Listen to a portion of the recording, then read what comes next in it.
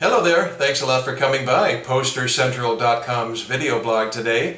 I'm Pete Howard, and no question about it, this is one of the most colorful and charismatic of all early Beatles concert posters from the Liverpool area.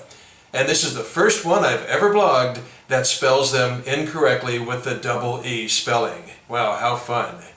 A Night to Remember from the spring of 1962, and definitely with a graphic design to remember. You just got this really pleasing variety, as you can see, of, type sizes and fonts and colors, and you've got, ovals and boxes and stars scattered throughout. It's just really a sweet piece. They really make the most of using four colors here. You've got your basic black and white, and then this yellow-green, and then that bright day-glow orange. And by the way, the colors you're seeing are absolutely true, because this is absolutely a genuine, original, printed before the show version of this concert poster.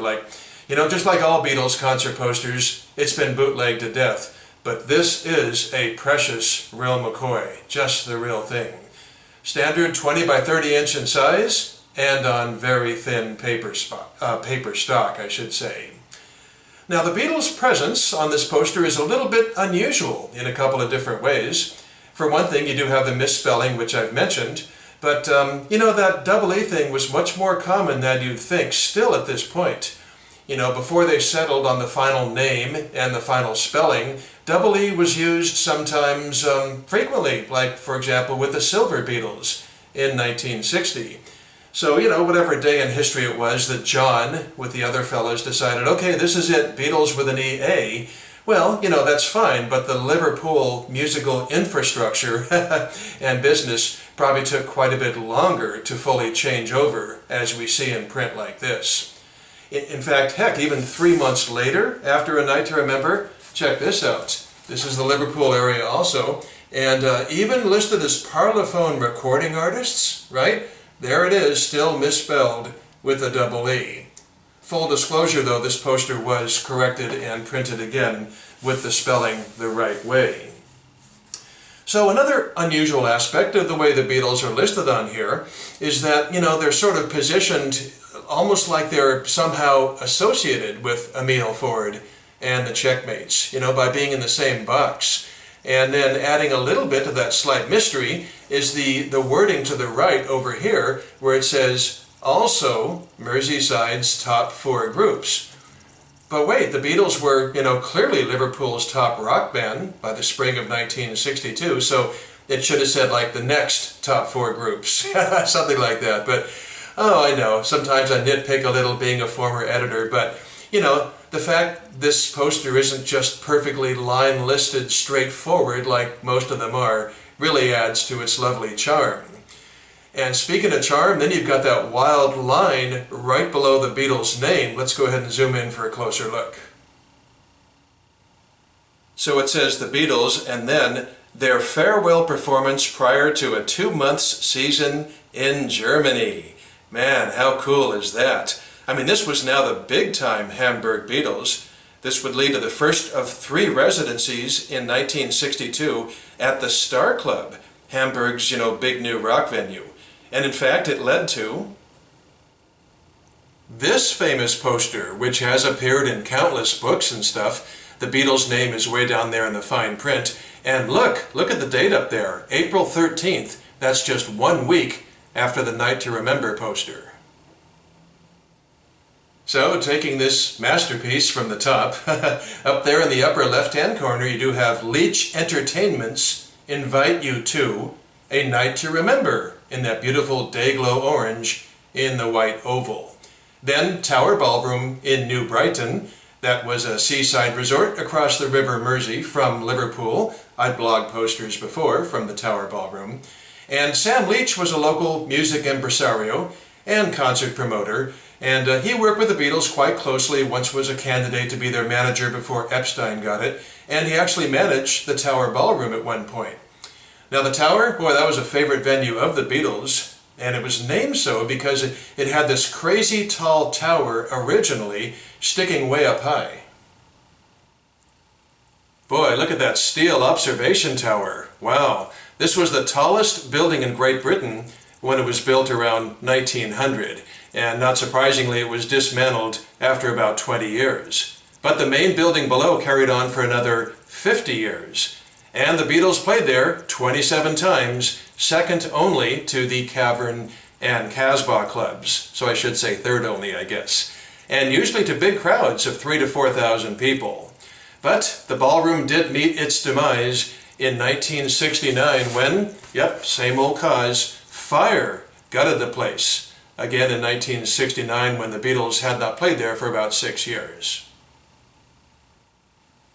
Here's a dramatic photo of the ballroom after the fire. Well, that's all gone now, of course, and on the spot there is a marker, a plaque. And here's an interesting photo of, yep, promoter Sam Leach with that marker, and in that blue circle it says, "The Beatles played at the Tower Ballroom, New Brighton, on 27 occasions, 1961 to 1963. And then, in that day-glow orange box in the upper right, you've got Friday, 6th of April, 7:30 p.m. to 1 a.m. By the way, the Beatles were hard-working. They played the Cavern for a lunch session this very day, and the next day they played both the Cavern and the Casbah clubs. So this was not, strictly a farewell performance, but it was the last big one before they went to Hamburg. Okay, so moving to the headliner, in white script there, it does say, "Back again by public demand, The Fabulous." And then into the yellow box with Emile Ford and the Checkmates. Now, Ford was the first black British musician to ever have a million-selling single. He had several hits in 59 and 60, but interestingly, he never touched the American charts. But 2 years ago, England's New Musical Express named Emile Ford and the Checkmates the best new act of 1960. Here's Emile horsing around with Pete Best and Paul McCartney. Notice he's holding drumsticks. He was very much a multi-instrumentalist and also a serious sound engineer. And on the other side, another picture of Emile performing for what the caption calls adoring fans. I wanted to give Emile all that love because his name, after all, does so dominate the graphics on this poster. Now, since they're next, let's go ahead and check back in with the Beatles for a moment. Timeline-wise, 3 months ago they had that audition for Decca Records, which of course was unsuccessful, but the tape does give us what I like to call the Pete Best Beatles album. We all have it on bootleg, and some tracks have been officially released. Then, 1 month ago, the Beatles had their debut BBC radio appearance. Also a month ago, Brian Epstein gave them their, stage suits for the first time, their real natty outfits, which made them look more professional.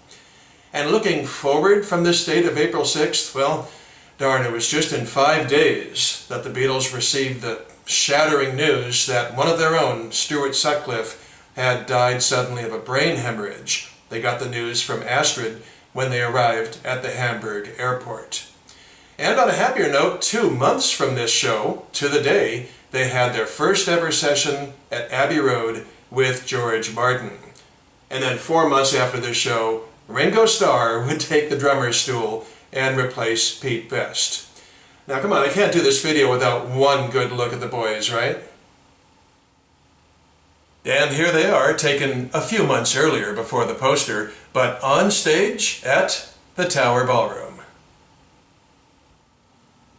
So that concludes part 1 of this video blog. I hope you'll shoot over and join me for part 2, when I talk about, for example, how members of these other opening groups went on to work for The Who, Paul McCartney and Wings, and the Allman Brothers Band.